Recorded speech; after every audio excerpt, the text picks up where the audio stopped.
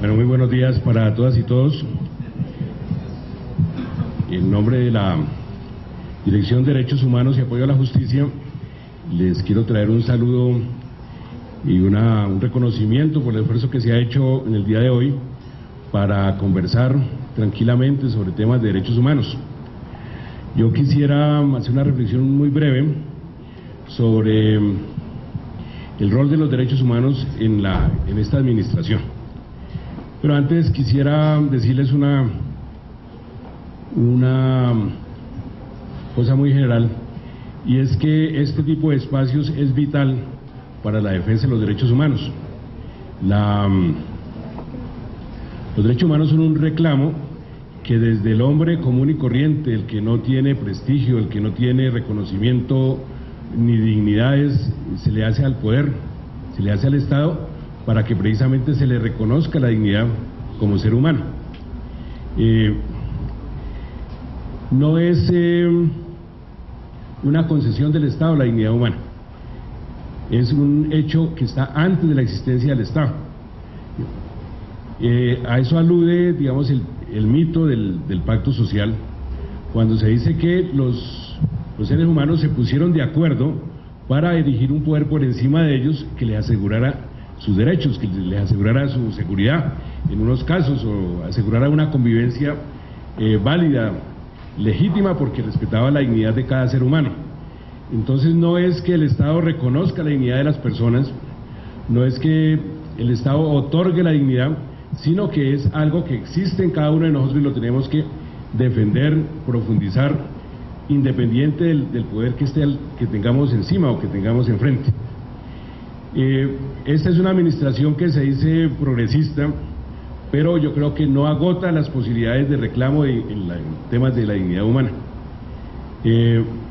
La experiencia reciente de los países socialistas, que fue trágica en este campo, precisamente mostraba que cuando la sociedad se negaba frente a un Estado que lo era todo, y la sociedad era nada, ¿qué ocurría?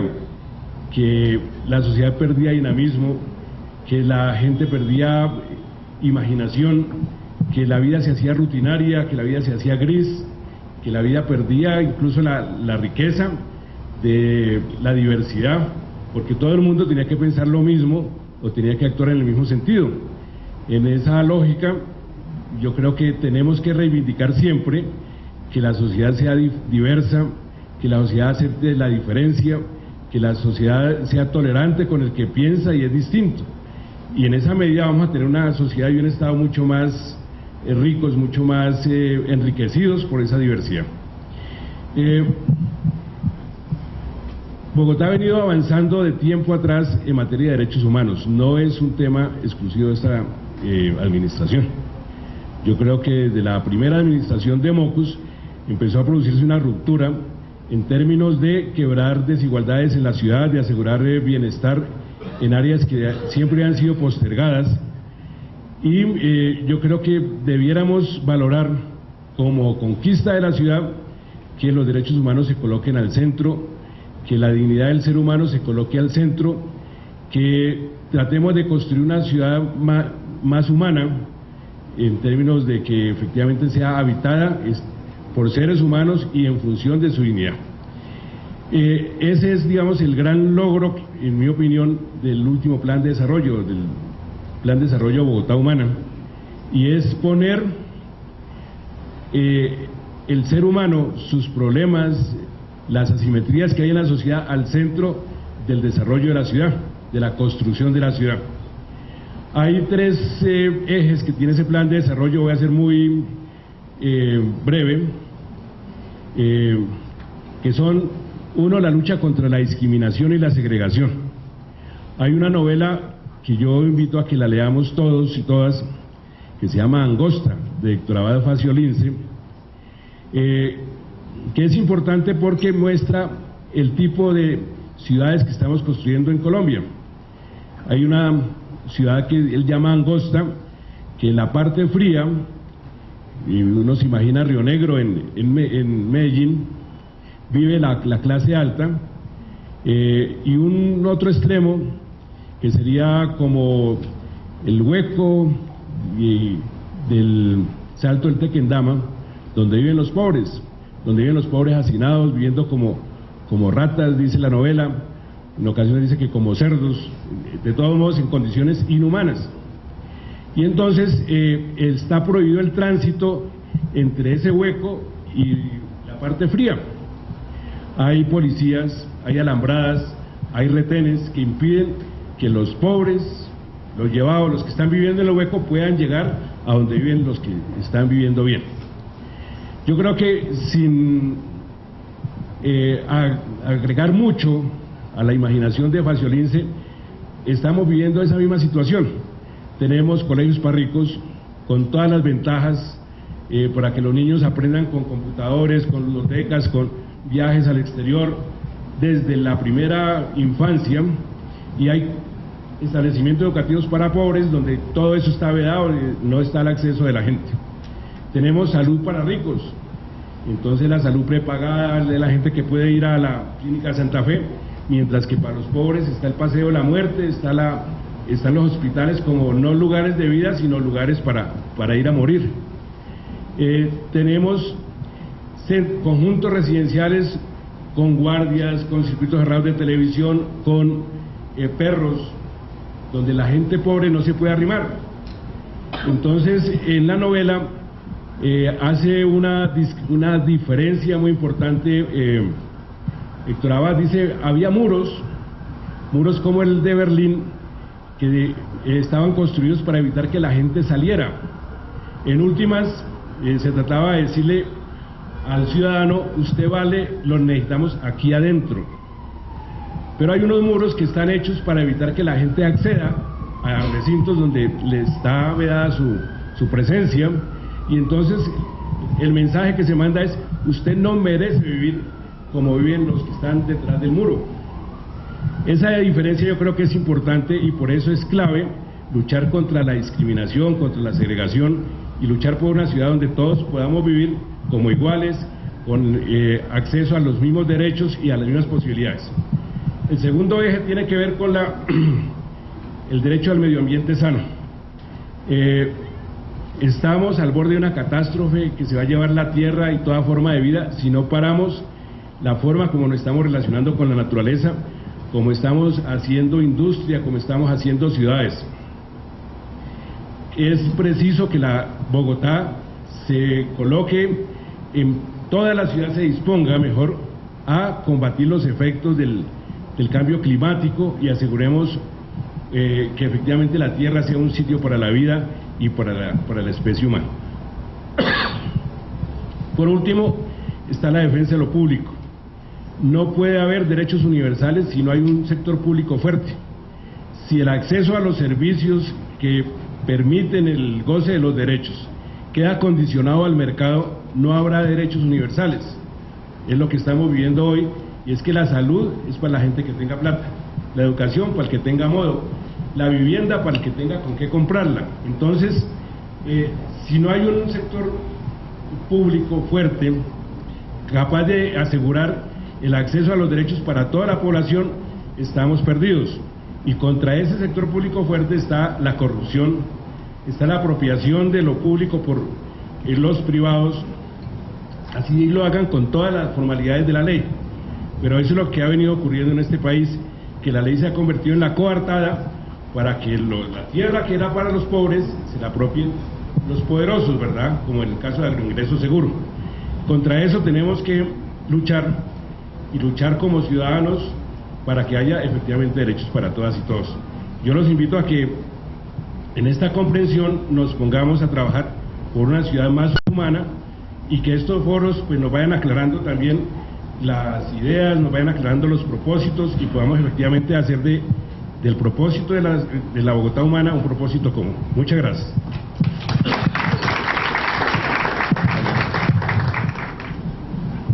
Bueno, agradecemos a quienes continúan a esta hora con nosotros en este foro local. Ciudadanías, violencia y justicia, elementos para ejercicio pleno de los derechos humanos, una mirada desde el territorio local. Continuamos ahora con el tercer panel, en el que hablaremos sobre derechos económicos, culturales, sociales y ambientales, conocidos también como los derechos de segunda generación, pero no por ello menos importantes y su violación menos grave que la de los derechos de primera generación. En este panel nos acompaña la edilesa de la localidad de Chapinero, Marcela Clavijo, el doctor Roberto Mejía Bejarano, coordinador de la Escuela de Formación Pedagógica en Derechos Humanos Antonio Nariño y Álvarez, de la Universidad Pedagógica, y Fanny Peñuela, referente de la Secretaría de Medio Ambiente para la Alcaldía Local de Chapinero. Empezamos con la edilesa Marcela Clavijo, quien además de edilesa es psicóloga especialista en investigación de mercados y especialista en derechos humanos, profesional con una gran experiencia en el trabajo social desde diversas ONGs y programas de capacitación con enfoque de igualdad y género, productividad incluyente, acción sin daño, desarrollo endógeno, fortalecimiento a redes y sistemas productivos, atención integral psicosocial, autogestionaria y asistencia humanitaria para familias en situación de desplazamiento, participación ciudadana, convivencia para niños y niñas, jóvenes, adultos, mejor dicho. Y además de todo eso, es gran responsable de que hoy estemos aquí, de que se haya realizado este foro, de que haya resultado exitoso, y por eso agradecemos de manera especial a la edilesa Marcela Clavijo. Le damos la palabra. Bueno, buenos días todavía a todas y a todos. Bueno, yo tengo esta ponencia porque quería compartir con ustedes lo que es la visión del territorio desde un proceso de investigación que empezó hace mucho tiempo, pero que prontamente se va a consolidar en esta tesis de maestría. Y creo que es además lo que uno puede hacer aparte del 1421. Los ediles y las edilesas tenemos que cumplir con una normatividad constitucional que está contemplada en el 1421, pero yo creo que podemos hacer mucho más. Para mí el tema de los derechos humanos es un tema que nació conmigo, nació desde la exigencia de esos derechos, tal vez en esa pequeña familia donde crecí. Y siguió a lo largo de toda mi vida. Yo quiero de manera muy respetuosa ofrecer este tercer panel expresando el total repudio que tengo por las amenazas contra el compañero León Valencia y contra el compañero Ariel Ávila, compañeros de trabajo de la Corporación Nuevo Arcoíris, a los cuales estimo muchísimo y que con sus investigaciones le han dado la verdad al pueblo colombiano. Asimismo, acompañar a Gonzalo Guillén en esto. Y también quiero honrar la memoria de tres personas que en el último mes murieron en la localidad de Chapinero. Dos jóvenes que murieron a raíz de las vendetas de lo que se llama el microtráfico en la localidad. Al parecer unos supuestos tales pascuales se quieren meter a la localidad, al parecer aquí hay otros supuestos tales que se han ido desmantelando y esto ha generado un terror en nuestras comunidades, en nuestros cerros orientales. Y lo lamento muchísimo porque detrás de cada vida hay un proyecto impresionante, siempre y cuando nos acoja la igualdad de oportunidades. Y por último, pues un extranjero fue atracado en nuestra zona de rumba por robarle un celular y perdió su vida. Esto es lamentable que esto pase.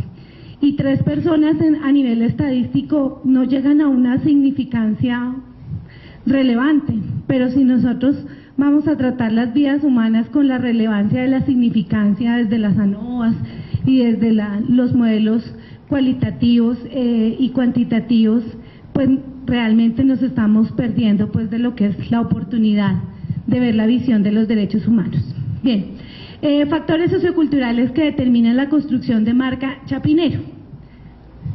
¿Esto de qué se trata? Se trata de tres visiones: desde la visión de la antropología, hablar del sistema de creencias; desde la sociología, hablar de ahí está mal, ahí es consumo cultural; y desde la psicología, la construcción de marca. Hablar del sistema de creencias, según Patrick Hanlon, que es tal vez una de las personas que han empezado a incursionar en el tema del city marketing, ¿sí? Pero un city marketing, ¿desde dónde y para dónde? ¿Para qué nosotros queremos un territorio absolutamente limpio, el espacio público despejado, con una estética y unos arquetipos y unos artefactos culturales y una programación para todo el mundo? Pero ¿desde dónde? Y este sistema de creencias me hace pensar en cuál es la historia y cuál es la historia de la localidad de Chapinero. ¿Cuándo empieza la historia de la localidad de Chapinero?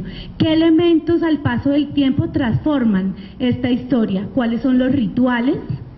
¿Qué consuetudinariamente se hace en Chapinero que no se hace en otra localidad? ¿Cuál es el credo de esta localidad? ¿Qué es lo que se repite constantemente? ¿Cuáles son esas palabras sagradas? ¿Cuáles son los íconos? ¿Cuáles son sus líderes?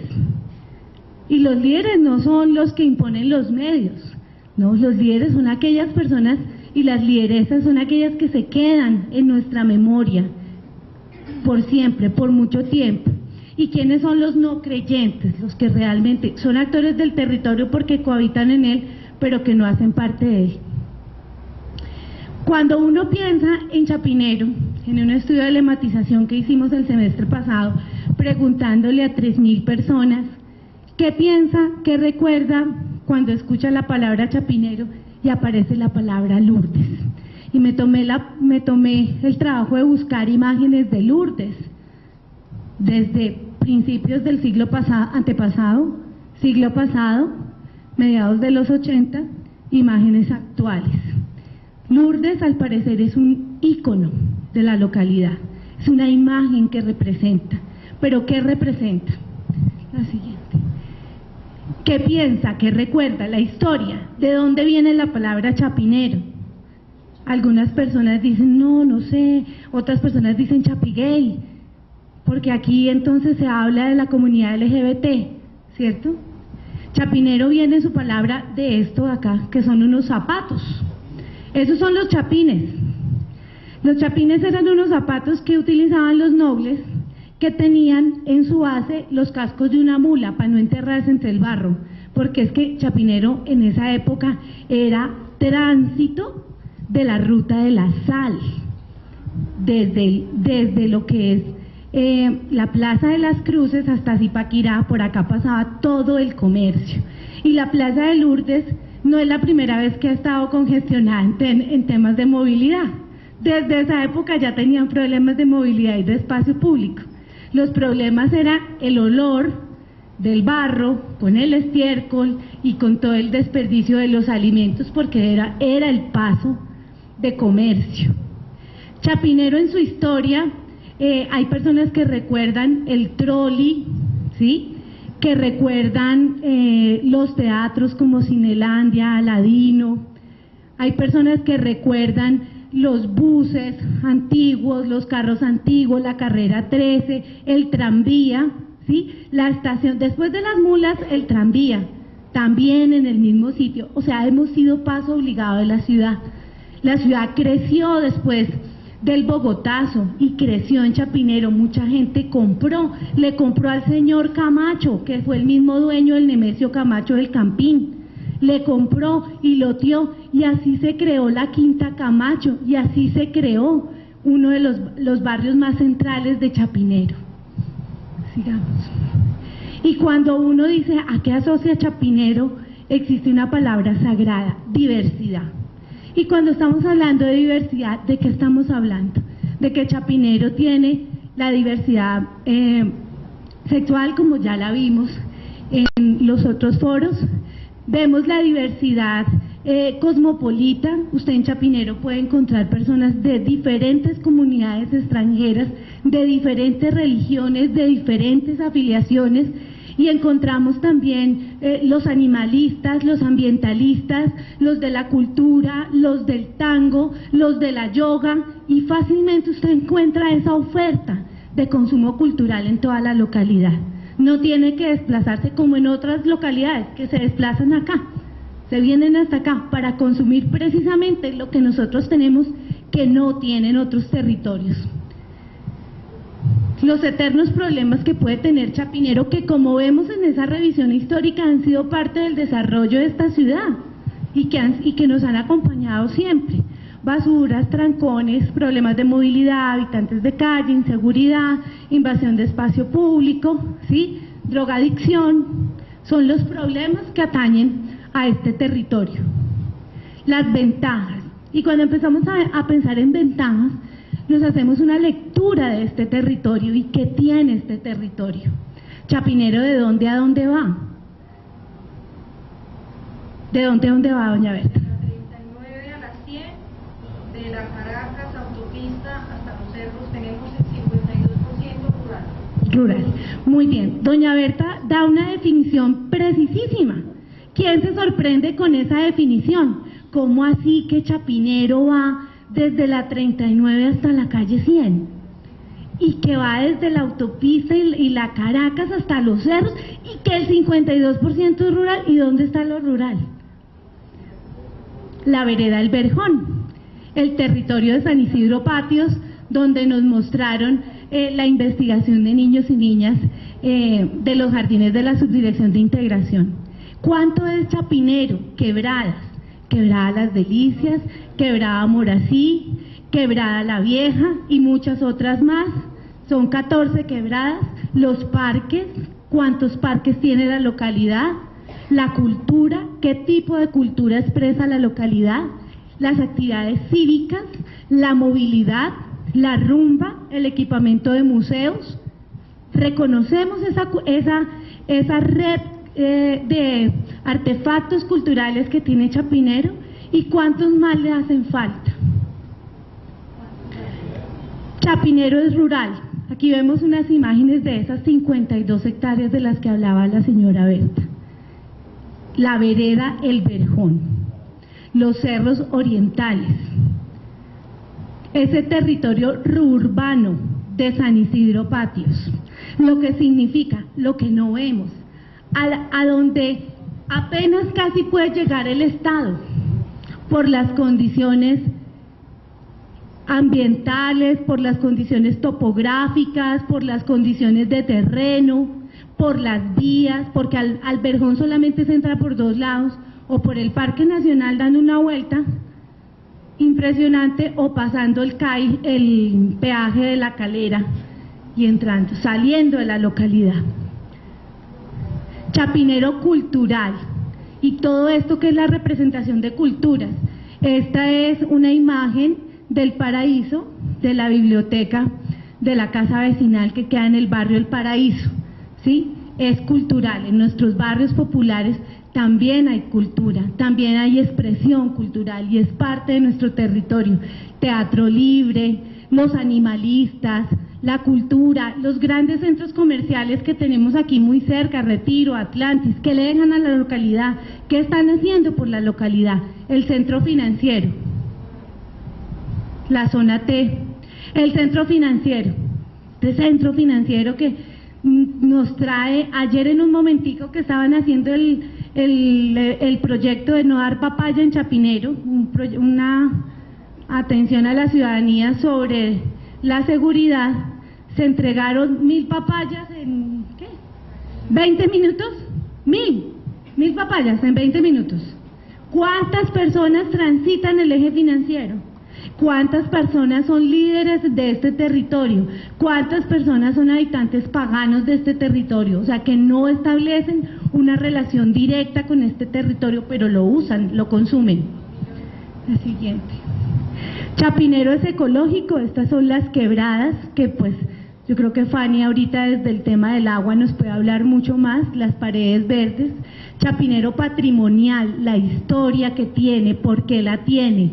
Todas las personas tienen una historia con Chapinero, por el cine, por la ropa, por los zapatos, por la abuelita, por el tío, por el padrino cuando yo estaba chiquita, etcétera, etcétera. Y la marca localidad, entonces, nos define la percepción, la imagen, el estereotipo, la identidad, la marca y el símbolo, y es hacia donde queremos llegar. El consumo cultural de esta localidad. ¿Qué significa? ¿Qué significa consumo cultural? ¿Qué son esos equipamientos? ¿Qué son esas paredes verdes? ¿Qué es ese territorio? ¿Cuáles son los sistemas que me van a ayudar a cuidar el agua? Si realmente estamos pensando en eso. Vamos a hacer el centro ampliado, somos el centro ampliado. Hace rato que somos el centro ampliado. ¿Y nos estamos preparando para ello? ¿Estamos adecuando nuestra localidad para ello? ¿Vamos a consumir el espacio público para todos y para todas? La siguiente. El consumo cultural, los espacios, la cultura, cómo educa, dónde se bota la basura, cómo se bota la basura. Hablamos de basura cero. ¿Y dónde está basura cero? ¿En mi casa? ¿En mi edificio? ¿En mi oficina? ¿En mi calle? ¿En mi parque? Y una parte muy importante de todo este consumo cultural, que es la gente, las personas, las relaciones de poder simétricas. Aquí hay una caricatura entre Guille y Mafalda. Guille no, sino ¿cómo se llama este? Miguelito y Mafalda, que dice comprensión y respeto. Eso es lo importante para convivir con los demás. Y sobre todo, ¿sabes qué? No creer que uno es mejor que nadie. Eso lo entiende uno clarito. Aquí podemos decir que la segregación y la discriminación, pero cuando uno le enseña a un niño o a una niña, es que no te creas mejor que nadie, no te las des, todos somos iguales, todos sentimos lo mismo. Ahí empezamos a apropiar el principio de los derechos y el principio de la igualdad. La empatía, que es ponernos los zapatos del otro, ese primer principio de decir, a pesar de las diferencias, yo puedo compartir con el otro. Y la tolerancia, me aguanto, me someto, acepto, incluyo, pienso en el otro y en la otra. ¿Realmente yo estoy hablando de tolerancia? La tolerancia detiene la violencia, la tolerancia empieza por casa, con la tolerancia se hacen amigos, con la tolerancia se permite ganar la paz. Chapinero es 24 horas de diversidad. Muchas gracias.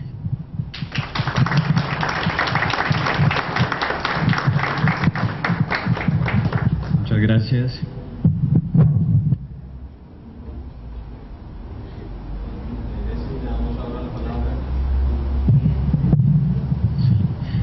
Le damos ahora paso a la intervención del doctor Roberto Medina, docente de la Universidad Pedagógica Nacional y coordinador de la Escuela de Formación Pedagógica en Derechos Humanos Antonio Nariño y Álvarez, de la Universidad Pedagógica Nacional, docente investigador de la Maestría en Educación, candidato a doctor en Estudios Sociales de la Universidad Externados de Colombia.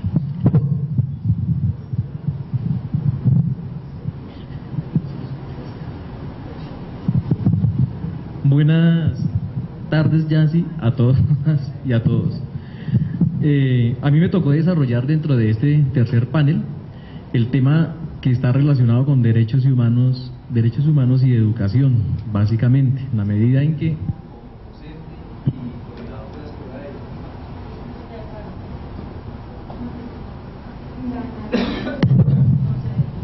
de derechos humanos, pues debo tocar el tema, entre otras cosas, de la educación.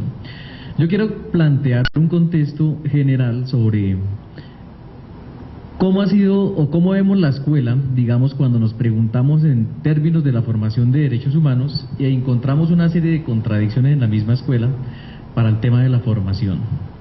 Yo pienso que es importante recordar que la escuela, desde su origen, desde su nacimiento, no ha sido la institución más importante para los procesos de formación, es decir, para los procesos educativos.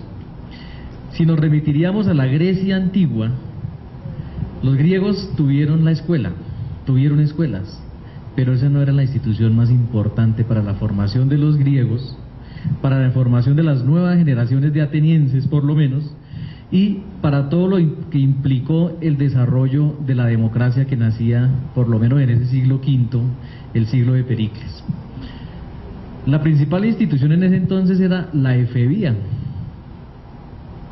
La efebía era la que permitía que la formación que se daba para quienes eran ciudadanos, incluso para algunos metecos, se pudieran recibir y percibir los valores, la formación ideal, poder cultivar ese espíritu que llamaban el arete, es decir, la virtud de los griegos, y lo recibían prácticamente de la convivencia cotidiana entre discípulo y maestro.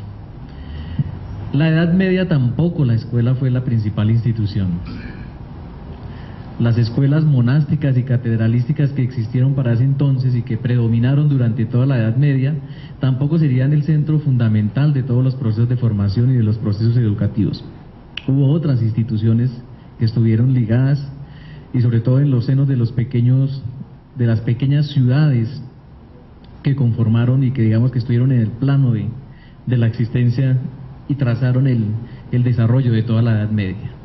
Y llegamos a la modernidad, y la modernidad, básicamente, a la escuela se le ha tratado de dar el sitio de ser la primera institución de formación y la primera institución de generación de educación para las generaciones. Pero a veces olvidamos varias cosas cuando miramos y tocamos ese punto de la modernidad. En primer lugar, en que olvidamos que cuando se forman los estados nacionales, uno de los sentidos principales para formar los estados nacionales fue precisamente la exclusión. Si miramos y examinamos por lo menos lo que pasó en toda Europa, cuando se crean los estados nacionales, a la escuela se debe acudir para formar la nación. Y formar la nación era excluir a las minorías. ¿Y cómo se excluía a las minorías? Pues de la forma más sencilla, y eso lo patrocinó la escuela. Formemos en una sola lengua porque eso nos da identidad nacional. O sea que todas las lenguas menores de las minorías, de los gitanos, excluyámoslas porque esas no son pertinentes, no son buenas, no son sanas, y esas nos quitan identidad. Excluyamos a los demás. En el caso religioso ni se diga, excluyamos a los que profesan una fe diferente a la fe en ese entonces católica o a la fe protestante. Y todas las demás no tienen cabida en la formación del Estado Nacional. O sea, una sola lengua, una sola religión, unos solos signos, etc. Y la escuela básicamente se constituía en la primera institución que a partir de la exclusión básicamente trataba de formar a los hombres y las mujeres con los que nacieron y con los que nació la modernidad. Y la exclusión, básicamente ha predominado y predomina en la escuela que nosotros tenemos en la actualidad. Por tanto, tenemos una escuela excluyente, la tradición de una escuela que va en contra de la formación de la libertad, una escuela que atenta contra los valores democráticos de los cuales supuestamente en la modernidad se acrecientan, y una escuela que se convirtió en dogma, donde los dogmas religiosos fueron sustituidos por los dogmas académicos, que también excluyen otro tipo de formas diversas de pensar, de otras formas de entender el mundo, de otras formas de vivir el mundo y de otras formas de pensar y de sentir y de interactuar.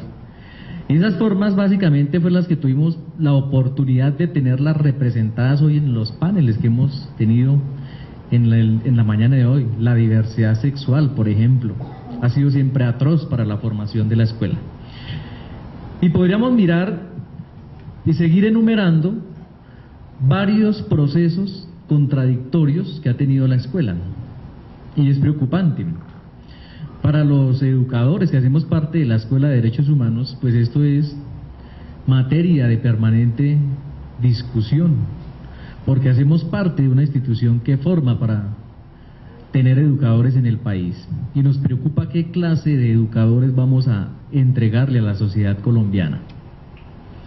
En ese sentido, yo pienso que la formación en derechos humanos, por la cual viene trabajando la Escuela de Antonio Nariño y Álvarez, tiene que romper los paradigmas tradicionales cuando hablamos de la formación de derechos humanos. Porque los derechos humanos, siendo también originarios de la burguesía, principios de la burguesía, también fueron excluyentes los derechos humanos y siguen siendo excluyentes. Los derechos humanos los crearon los humanos para algunos de los humanos, no para todos. Las poblaciones indígenas, afros, gitanas y las minorías también han sido excluidas del espíritu burgués que configura todo lo que nosotros llamamos hoy pongámoslo en términos ramplones, el catapacio de normatividad sobre los derechos humanos. Y eso tiene una historia que hay que conocerla, que hay que estudiarla. Y esa es como les decía, una de las preocupaciones que nosotros tratamos de llegar para mostrar que la formación en derechos humanos tiene que tener unos valores distintos, unas visiones complementarias sobre lo que implica la educación y cómo tiene que cambiar los patrones tradicionalmente formados para ese tipo de formación ciudadana que nosotros aspiramos a tener. Frente a ese marco yo preparé un texto de pronto hasta un poco extenso para traer el día de hoy.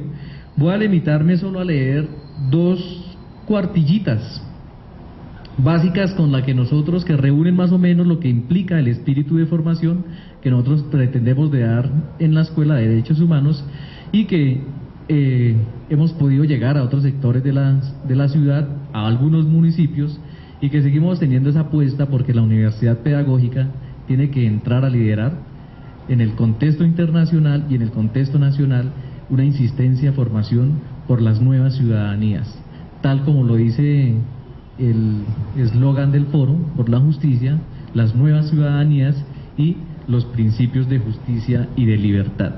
Voy a permitirme leer entonces en ese orden de ideas las 2 cuartillitas que les prometí.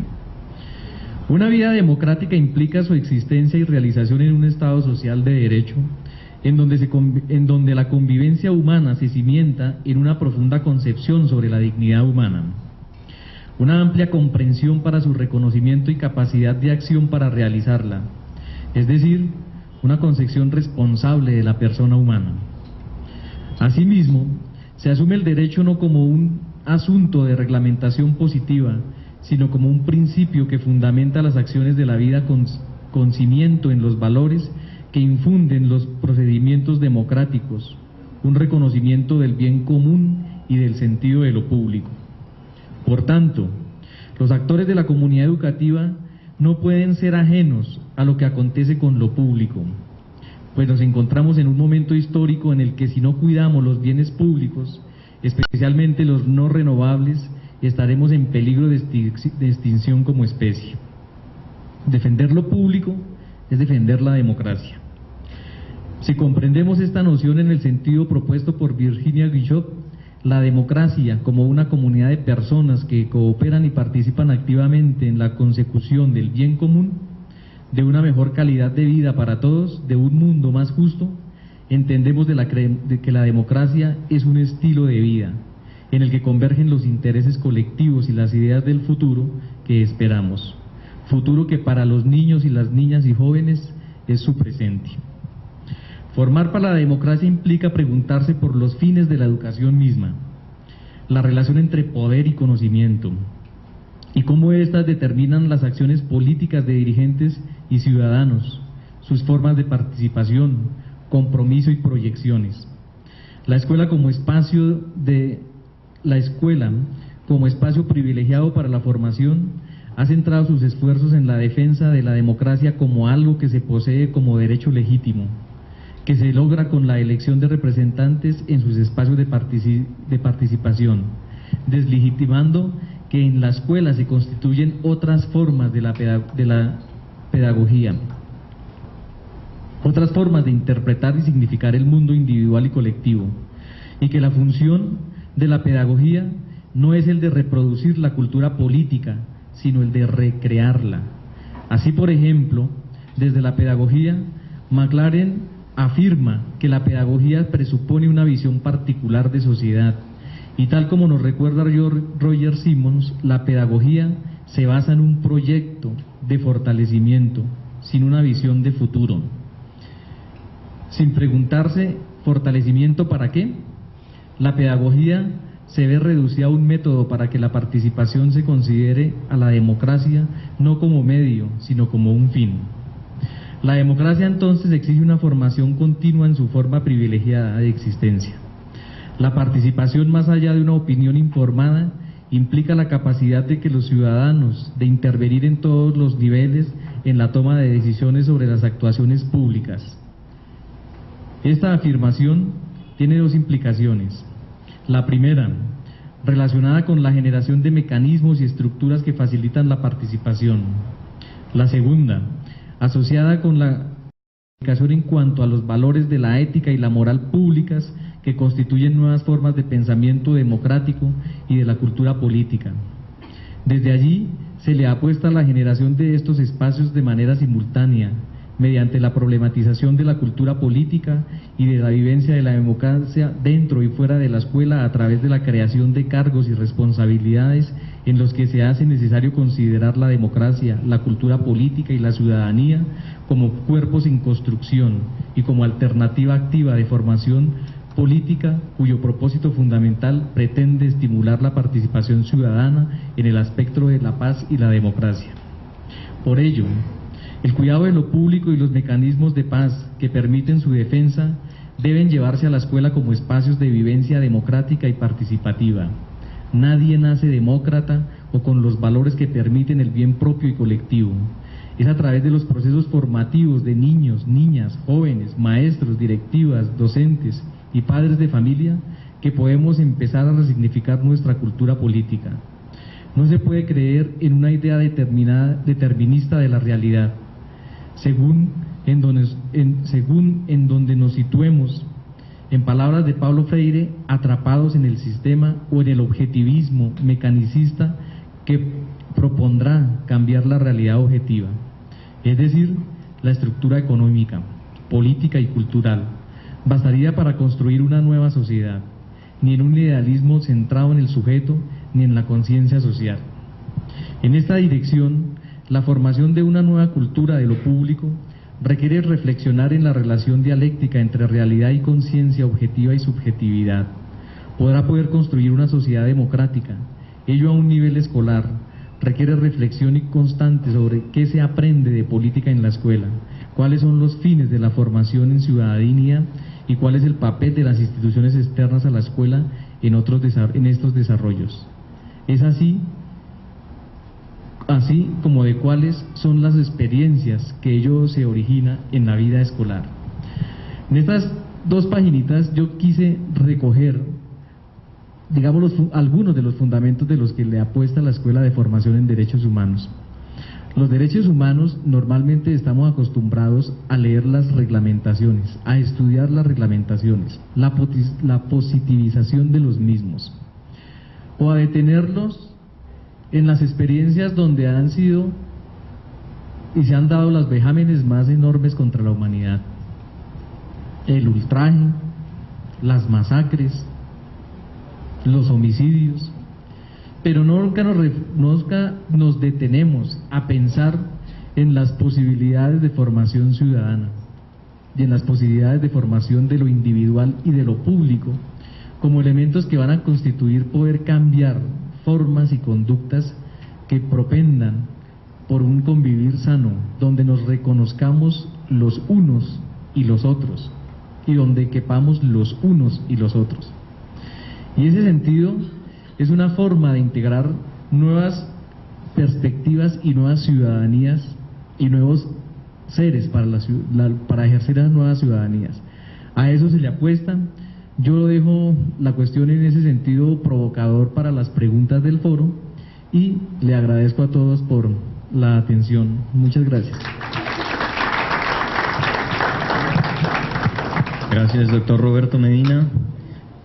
Y aprovecho con esta intervención que hace sobre los formadores a enviarle un saludo a todos los maestros y maestras en su día, con esta frase del maestro Simón Rodríguez que decía: inventamos o erramos. Le damos la palabra ahora a la doctora Fanny Peñuela. Ella es ingeniera forestal, gestora de la Secretaría de Medio Ambiente para la localidad de Chapinero, consultora en planeación rural y urbana, gestión ambiental y comunitaria, asesora en planes de desarrollo, planes de ordenamiento territorial. Doctora Fanny Peñuela tiene la palabra.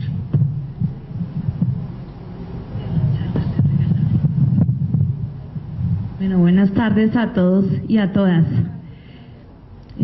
Como escucharon, yo no soy especialista en el tema de derechos humanos, más bien he sido activista en la exigencia de los mismos. Quiero hacer énfasis en lo que hago en la Secretaría Distrital de Ambiente y como parte de este equipo de la Bogotá Humana. Y quiero hacer énfasis por todas las apreciaciones y afirmaciones de quienes me han antecedido. La función que yo cumplo es ayudar a gestar procesos de participación incidente. Y eso tiene una connotación muy especial en el tema que les voy a tratar, y es que mi tarea no es hacer, sino es contribuir y acompañar para que los ciudadanos, los líderes y organizaciones sociales puedan ejercer e incidir en la gestión ambiental. Entonces, yo quiero compartirles esta certeza, y es que el agua es hoy y debe ser reconocida, y desde ahí la concebimos desde la Bogotá Humana, y es un bien común, y como bien común es universal, y como bien común es patrimonio de todos los seres humanos. Desde esa concepción nosotros hicimos un análisis, un repaso más bien por toda la problemática mundial y especialmente la problemática latinoamericana y de los países en vía de desarrollo relacionadas con el tema del agua, y mucho más en el marco y en la realidad que vivimos en este país, donde varias locomotoras parece que nos quitan a pasos agigantados los territorios estratégicos y los espacios del agua en Colombia, y es el líquido vital que nos va a permitir la vida misma.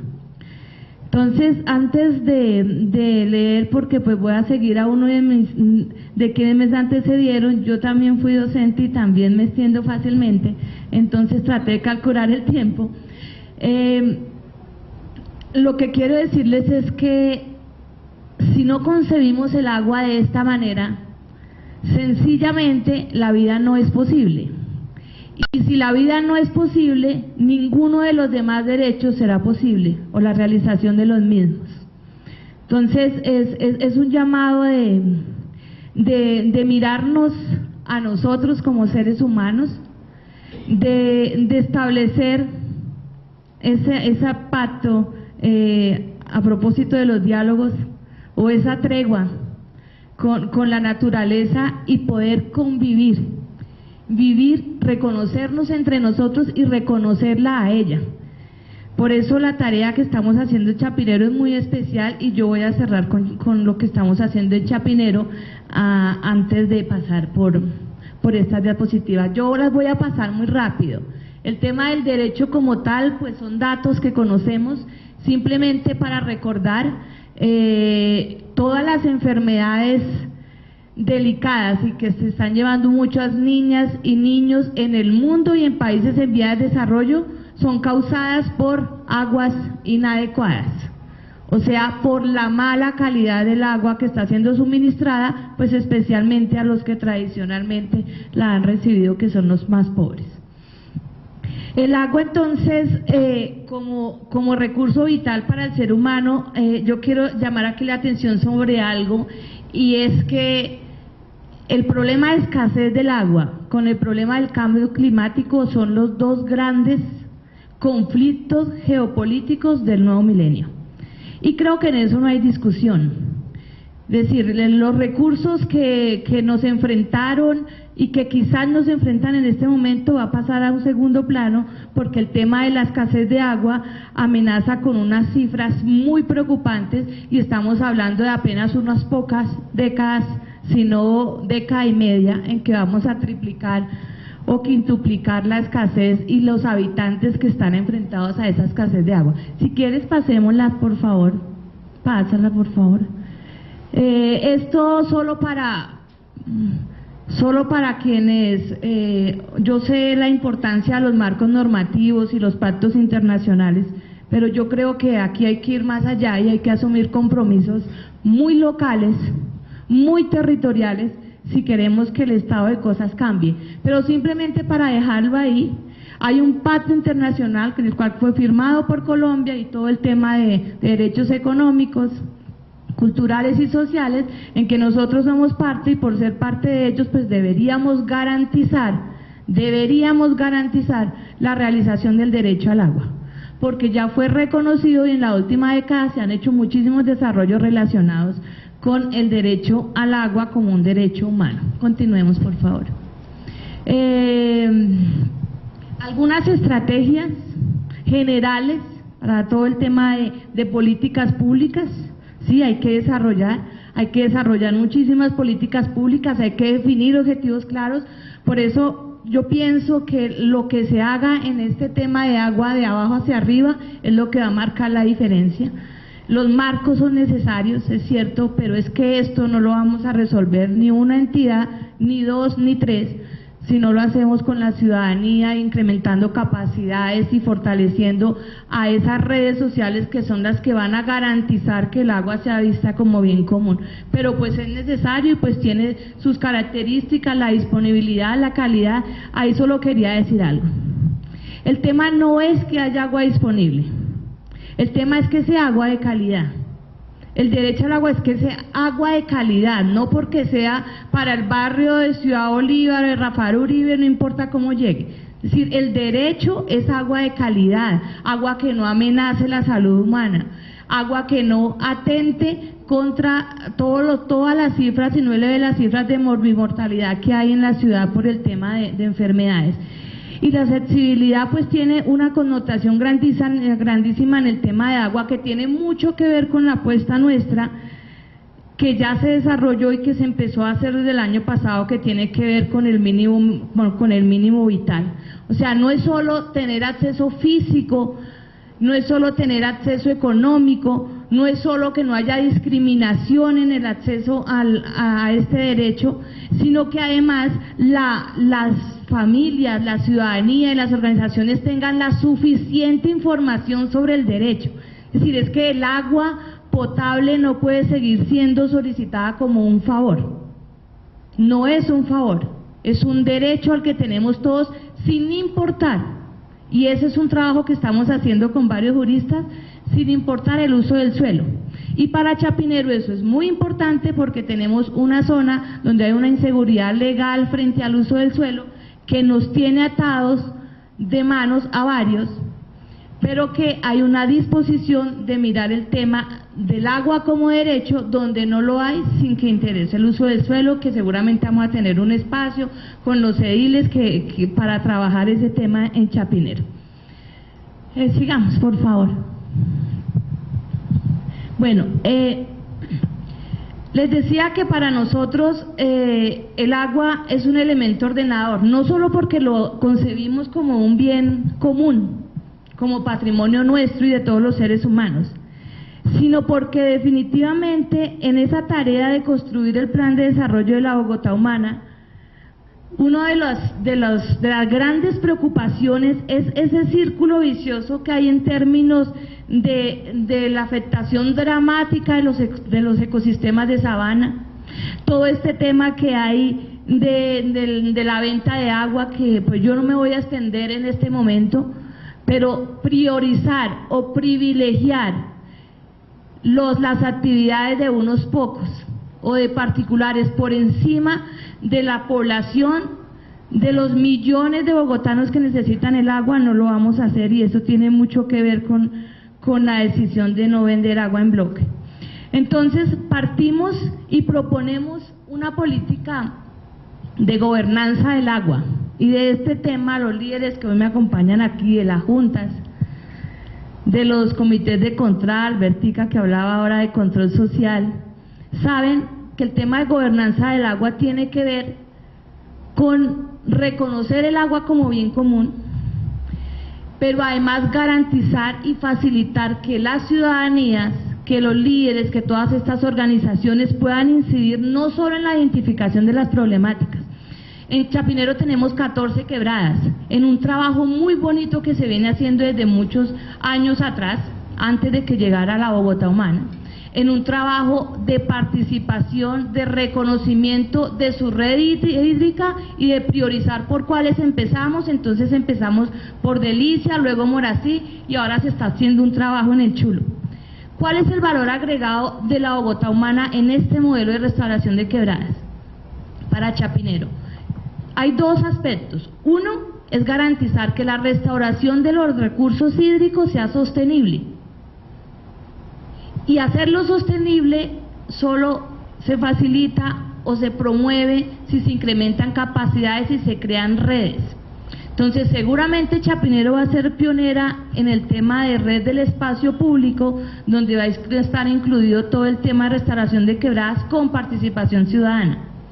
Y un tema importantísimo que creo que es un valor que lo hemos venido desarrollando en los últimos meses y tiene que ver con garantizar, y ahí están implicados otra serie de derechos, y es garantizar que las comunidades que tradicionalmente han habitado en las zonas inmediatas a las quebradas no sean desplazadas por ninguna razón, ni por el urbanizador, ni por ninguna razón. O sea, yo no me quiero extender acá, pero sí quiero dejar claro que para la Secretaría y para el distrito, el tema de garantizar la permanencia de las comunidades en las zonas de ronda de quebradas es una decisión en la que estamos trabajando.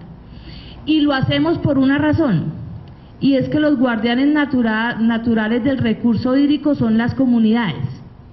Y se han ganado, además tienen un arraigo de más de 20 años, por lo menos en las quebradas de Chapinero, que nosotros tenemos la responsabilidad de garantizar su permanencia por arraigo, por la función ecológica que cumple cada una de esas propiedades. Cada una de las viviendas que están en zonas de ronda de las quebradas de Chapinero cumple una función ecológica. Hay algunas que tienen inconvenientes, sí, que están en cauces, eso es otra discusión, pero la gran mayoría de propiedades que están en zonas de ronda de las quebradas de Chapinero cumplen función ecológica. Entonces, ese trabajo lo estamos haciendo con las comunidades, y con las comunidades estamos construyendo las soluciones para preservar los cuerpos de agua. Y la otra premisa de la gobernanza del agua tiene que ver con los compromisos que deben asumir tanto las instituciones públicas como las instituciones privadas y todos los actores socioambientales en este tema, que debe ser de corresponsabilidad. Entonces hemos trabajado con algunas universidades, seguramente llegarán otras y mucho más en Chapinero, que tenemos a tantas, en que se han sumado a los procesos de investigación que se requieren en este tema para garantizar que el recurso hídrico para Chapinero esté disponible, pero además porque todo lo que hagamos mal en Chapinero se van a perjudicar todas las comunidades abajo de esta cuenca, que toda se llama Salitre, que está Barrios Unidos y Teusaquillo y Suba y todas las demás. Entonces, lo que hagamos mal aquí lo van a sentir abajo, y lo que hagamos bien aquí lo van a reconocer abajo. Entonces estamos haciendo un trabajo de interlocalidad también muy importante en términos de sumarnos a la protección de esta cuenca. Entonces, hay otra serie, si quieres pasa y dejamos la última diapositiva, la anterior. Ya. Simplemente para decir que entre las cosas que estamos trabajando para garantizar el derecho está todo el tema de recuperación ecosistemas y espacios de agua y todo el trabajo del mínimo vital. Consideramos que aquí se ha beneficiado población importante en Chapinero y que vamos a continuar trabajando con los acueductos y las comunidades asentadas en zonas de rondas que ya han sido amenazadas además. Consideramos que en espacios como este debemos decirlo, y que estamos dispuestos a continuar acompañando a estas comunidades, porque creemos que vale la pena exponernos, y eso se llama exponerse. Entonces yo les agradezco mucho y pues espero, si alguna ampliación se requiere del tema, con mucho gusto. Muchísimas gracias, doctora Fanny. Y abrimos el espacio para la última ronda de preguntas, si hay algunas inquietudes sobre los temas. Entonces aquí hay una inquietud, ¿alguien más? 2, 3. Empezamos entonces la ronda de preguntas y 4 atrás. Buenas tardes. ¿Quieres utilizar el micrófono? La pregunta yo creo que va más para la ingeniera forestal. ¿Qué nos puede comentar o qué información se tiene acerca de lo que tiene que ver las construcciones en la zona de reserva forestal y en especial las construcciones que existen en la parte alta de la represa donde tomamos agua? Lo relacionado con la evacuación de las aguas negras, en especial de las construcciones. Que tenemos allá en el Valle San Rafael, en la parte de arriba existe un barrio muy bonito, no recuerdo cómo se llama, y ahí existe una duda, es dónde van las aguas negras de esas urbanizaciones que están en zona de reserva forestal. Listo. Muchas gracias. 2. Buenas tardes, mi nombre es Lorenza Mejía, trabajo en la Secretaría de Gobierno. Tengo 3 punticos que tocar rápidamente. Primero, dar las gracias a la Universidad Pedagógica por la acogida tan amable que nos han hecho, a la alcaldía local de Chapinero, con el alcalde Mauricio Jaramillo, y también a nuestra edilesa Claudia Marcela Clavijo, que fue un factor fundamental para el éxito de este foro. Segundo, quería hacerle una pregunta puntual al profesor de Derechos Humanos, que no sé, seguramente la respuesta creo que va a ser encaminada, porque todas las respuestas que no tenemos para saber cómo es el ser humano. ¿Por qué personas que defienden los derechos humanos a capa y espada, que tienen principios, que tienen valores, llegan al poder y se les olvida? Se les olvida sus derechos humanos y son otras personas. Tercer tema que quería tocar, frente a algún compañero que hablaba sobre las personas que en determinado momento, por cualquier circunstancia, nos tienen que cuidar, como la policía, como el DAS en su momento, como algo, pues pienso que lo mejor en este momento de nuestro país es cuidarnos a nosotros mismos. Es una recomendación o entre nosotros mismos. Y finalmente quería mencionar que no me quiero ir con un mensaje de desesperación frente a lo que han mencionado, que creo que lo más importante, que es la parte humana. Hayan pasado muchos gobiernos por nuestro país y todos tienen una frase de combate: Bogotá positiva, vamos a reducir la brecha. Alfonso López Piquelsen, esa era su frase. Trabajar. Bueno, muchísimos. En este momento yo creo que llegó la frase, la palabra justa, que es la humana, Bogotá humana. Yo, gracias a esa política de Bogotá humana, quiero dar mi testimonio, que mi trabajo actual lo tengo porque estoy trabajando con una alcaldía humana. Gracias.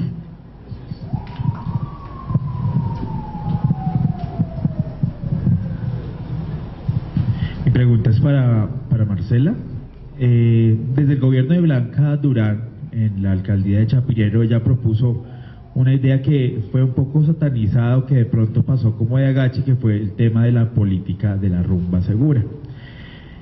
Ahorita hay unos experimentos de Chapinero 24 horas, donde hay atención en la alcaldía durante las 24 horas, y particularmente las personas que habitamos o que frecuentamos en determinado momento la localidad, vemos como había unos mayores índices de seguridad cuando la rumba prácticamente era hasta las 6 de la mañana, porque a las 6 de la mañana ya había por lo menos la claridad del día y había sistemas de transporte. Me refiero particularmente al caso de Teatro, cuando la rumba era hasta las 6 de la mañana, porque ¿qué es lo que está pasando? 3 de la mañana se nos cierran los bares, la gente se va a mal llamados chochales, porque así es la palabra como se conocen, Trinchera y otra serie de, pues, de bares que usted como edil sabe que existen. Entonces, si se piensa en la marca Chapinero, ¿cómo desde su punto de vista analizaría algo que es un fenómeno generalizado que está buscando la ciudadanía, y es el tema de transporte masivo 24 horas y el tema de seguridad, digamos, en las calles, para tener una localidad pues que se posicione en una marca que sea 24 horas y no que sea una Bogotá que solo esté durante el día, pero en la noche parece pues que se duerme y que no tiene, digamos, como ningún tipo de incidencia, y más en esta localidad que conecta pues el norte y el centro de la ciudad. Gracias. Y una última por acá. Buenas tardes.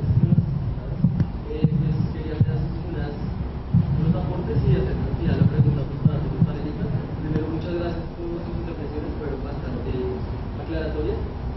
Pues hablar acerca de la importancia del modelo económico también.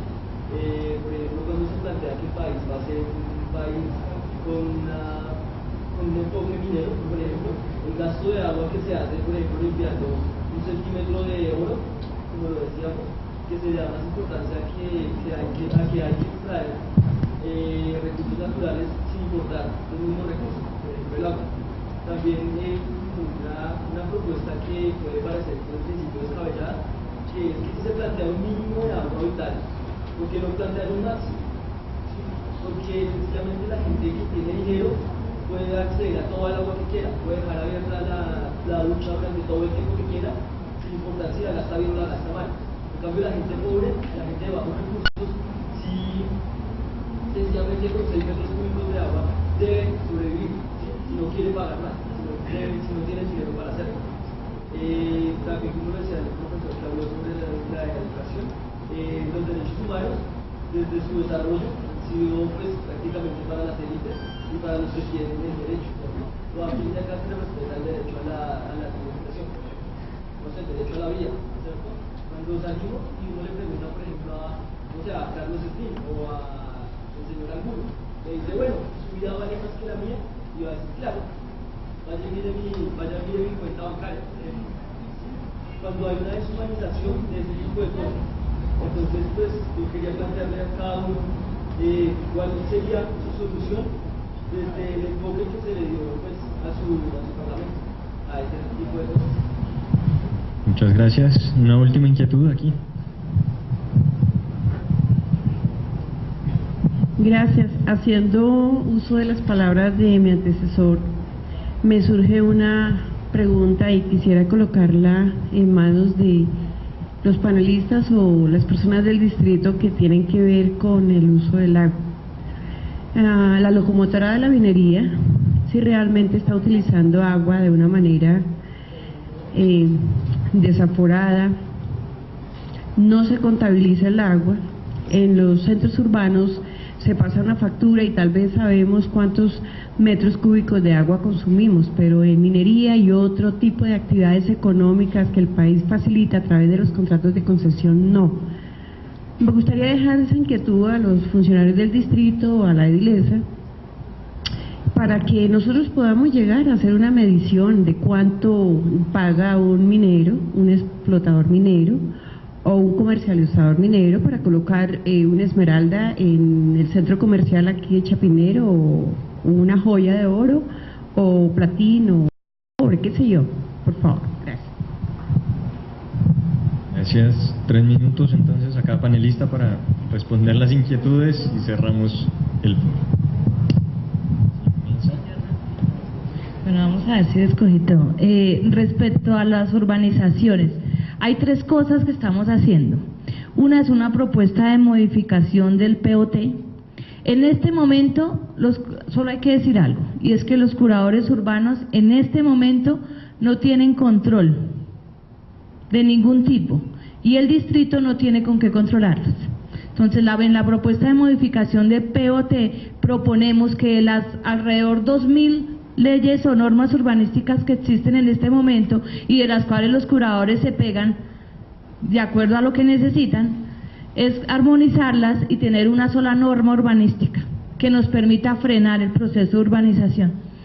Lo que estamos haciendo mientras, porque ya se radicó en el Consejo para aprobación, lo que estamos haciendo es de la mano con todas las entidades que tienen que ver con el sector ambiente, estamos haciendo identificación y corrección de conexiones cerradas.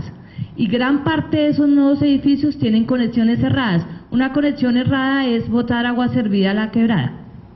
Entonces, estamos haciendo eso y estamos haciendo una conexión de todas las aguas servidas de Chapinero que están virtiendo al arzobispo. Esos recursos son priorizados para 2013 y la mitad de 2014. Pero mientras no tengamos una forma de frenar a los curadores urbanos, no va a ser posible que el proceso de urbanización continúe.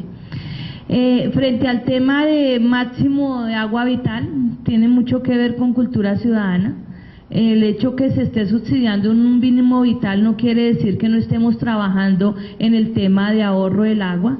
En todos los estratos hay gente que ahorra agua. Yo diría que eso no lo podemos decir que los de allá sí, los de aquí no, porque yo he visto muchas experiencias muy buenas en Chapinero, en Teusaquillo, en Barrios Unidos, de reutilización del agua en las viviendas, de utilizar el agua de la lavadora para regar o para lavar el piso. O sea, creo que ese es un tema más de cultura ciudadana, de educación, de reinterpretación y de reconocer esta problemática que otra cosa, pero sí me llama mucho la atención el tema de la minería. O sea, nosotros en Bogotá por lo menos no, mientras se logre esto que se postuló en el plan de desarrollo y se logre la aprobación de la modificación del POT, no habrá nuevos procesos mineros en el distrito. Y todos los existentes van a ser regulados con procesos de desarrollo de indicadores que nos permitan medir realmente el impacto. Eso lo podemos hacer desde el distrito, pero nosotros sabemos que los grandes daños de la minería en el país están en otras zonas y que ojalá desde acá podamos incidir, pero es muy complicado. El tema de la minería frente a los recursos es un impacto que no vamos a poder superar a menos que la paremos. Yo creo que esa es la gran realidad que tenemos que no negarnos, porque realmente eso es lo que está pasando. Bueno, a ver, para contestar la pregunta, primero la de Chapinero y la construcción de la marca Chapinero y esto cómo afecta las dinámicas del territorio de Chapinero. Esto es una realidad innegable, ¿sí? Que Chapinero sea 24 horas es innegable. Nosotros tenemos una normatividad que nos dice que es que hasta tal hora, ¿sí? Pero es innegable que aquí la rumba es 24 horas.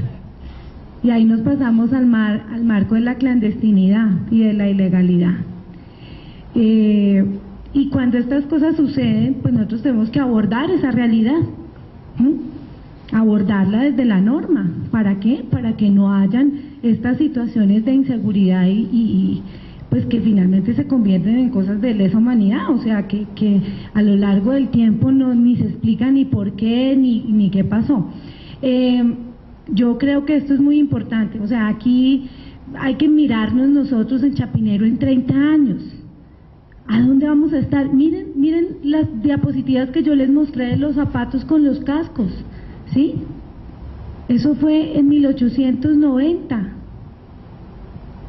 ¿sí? Hace poco, el paso de la mula de la sal todavía pasaba por acá, ¿sí? Hace poco todavía, el tranvía, eso es hace poco, en lo que es el marco de la historia. Entonces nosotros ¿para dónde vamos y cómo nos vamos a preparar como territorio? Y con toda esta coherencia del ejercicio del agua como ordenador del territorio, ¿sí? Vamos a poner baños públicos, perfecto, necesitamos el equipamiento de baños públicos. Nuestro Chapinero no puede oler a orines, porque nosotros entonces ¿qué le estamos brindando a la ciudad? ¿Qué le estamos brindando al país? Somos el centro financiero de Divisia, etcétera, etcétera, etcétera, hoteles, de Universita, ¿qué le estamos ofreciendo? Pero ¿cómo va a ser esa infraestructura? ¿Qué van a tener esos baños? ¿Van a tener un sistema de reducción? ¿De reducidores? ¿Van a tener un sistema de contadores? ¿Van a utilizar las aguas lluvias? ¿Qué sé yo? Allí es donde realmente pueden confluir todas estas ideas, todas estas ingenierías y todas estas pedagogías que nos deja el territorio. Ahora, el respeto por la diversidad, es el sentir del ser humano. Es decir, el simple hecho de ser ciudadano, de ser humano, ¿sí? nos aboca la palabra respeto y a compartir este territorio. Entonces yo creo que esta visión de vernos hacia allá es la que nos proyecta, ¿sí? La gente va a Madrid y dice, uy, no, qué raquera Madrid. Van a Manhattan y, uy, no, qué raquera Manhattan. Y nosotros no tenemos que ir tan lejos. Si realmente le generamos progreso y desarrollo a esta localidad, no solamente nuestro territorio cambia, sino nuestra relación con el territorio cambia. Y si esta relación con Chapinero cambia, nuestro territorio cambia, cambia Bogotá. Eso es fundamental. Nosotros somos la cuna de las políticas públicas, en temas de las mujeres, en temas de la población LGBT, en temas del ordenamiento del agua. Gran parte del trabajo de Chapinero de Quebradas, de su Fondo de Desarrollo Local, se ha invertido en ello y eso se refleja en el desarrollo de la ciudad. Yo creo que eso es un tema muy importante. Ahora, en cuanto al tema de las minerías, pues que uno diría, bueno, los alcances de un edil, el Fondo de Desarrollo Local, tal, pero hay un tema de conciencia, ¿sí? Y no solamente esta relación con las minerías, sino con todo el megaconsumo en general, ¿sí? Una relación de conciencia. Cuando nosotros nos cuestionamos este jugo de caja, ¿de dónde viene? ¿Qué elementos tiene? Para que sea preservante y para que desde los presupuestos, ¿qué le ofrecemos a nuestra gente? ¿Sí? En todo este tipo de cosas tan elementales como ofrecer un refrigerio, por ejemplo, ¿sí? Aquí hay unos que somos abanderados de la economía azul, de todo este tema del manejo amigable con el medio ambiente, sostenible, más arepa, ¿sí? Más juguito de guayaba, menos, ¿cierto? Y es desde la cotidianidad que nosotros podemos realmente empezar a hacerlo e incidir desde allí, consumirle a nuestras productoras del Verjón, que producen lechuga, brócoli, habas, alberjas, ¿sí? Romper con ciertas cadenas de producción, volver a comprarle al señor de la tienda. De pronto el señor de la tienda no tiene datáfono, ¿sí? Pero está más cercano a mí, es mi relación con el territorio.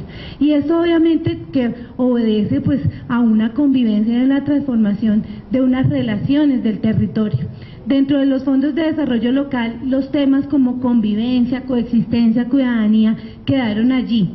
Los temas como cultura, como desarrollo de la cultura, como hablar de todos estos tres ejes del plan de desarrollo, que aunque no es el plan de desarrollo de mi partido, yo sí quiero hacer aquí una salvedad, y es que lo político se encuentra en la coherencia de los hechos, ¿sí? Y allí es donde uno tiene que actuar, en esa coherencia, ¿sí? Yo no tengo que ser de ninguna rosca, ni tengo que pensar que debo pertenecer a alguna rosca, tengo que romper esos paradigmas, ¿sí?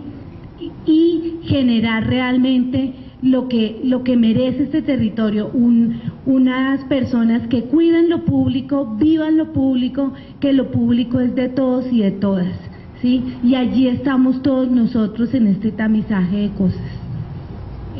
Yo quiero realmente, pues con esta intervención, agradecerle a la Escuela de Derechos Humanos, al doctor Roberto Medina, a la doctora Clara Chaparro, a la doctora Nayibe Jiménez, que nos han acompañado a todo esto, pero sobre todo a ustedes, estudiantes de la Universidad Pedagógica, a ustedes, residentes de la localidad, que vinieron a este espacio de reflexión y de acogida. Yo creo que esto es de lo que tenemos que empezar a hablar nosotros en la vida real. Llegar a la casa y decir, ve, estuve toda una mañana reflexionando sobre unos temas. Y fíjate cómo en esto que pasa en la televisión se están violando los derechos humanos. Fíjate en esta novela cómo segregan. Fíjate en esta novela cómo discriminan. Fíjate en esta novela cómo ridiculizan un sector de la población, y hagamos conciencia para que nuestro mundo cambie. Si este mundo cambia, nos salvamos. Un segundo que finaliza el doctor Roberto, por favor. La doctora Marcela dio por cerrado No, yo quiero decir que mis preguntas al final no fueron respondidas. Seguimos hablando Un segundito y si la alcanzo a responder para No es por la preocupación, sino porque creo que también hay preguntas que quedaron digamos, en el aire. Frente al tema de educación, yo pienso lo siguiente: frente a la pregunta de por qué una persona cambia de cuando antes de ser electa y cuando es electa, no tengo la respuesta. Lo que sí puedo responder es cómo los procesos de formación inciden en la formación democrática para que nosotros sabemos por quién o a quiénes elegir. Desafortunadamente hoy nosotros no elegimos por proyectos políticos, sino estamos eligiendo por personas, y ahí la escuela y la formación ciudadana y todo está comprometida. Entonces, digamos, en ese sentido uno puede mirar si esos niveles de participación, como la escuela, o los puede estimular, como las otras instituciones también que son importantes en la escuela, tienen que ver con eso. Y finalmente, con el tema de la Bogotá humana.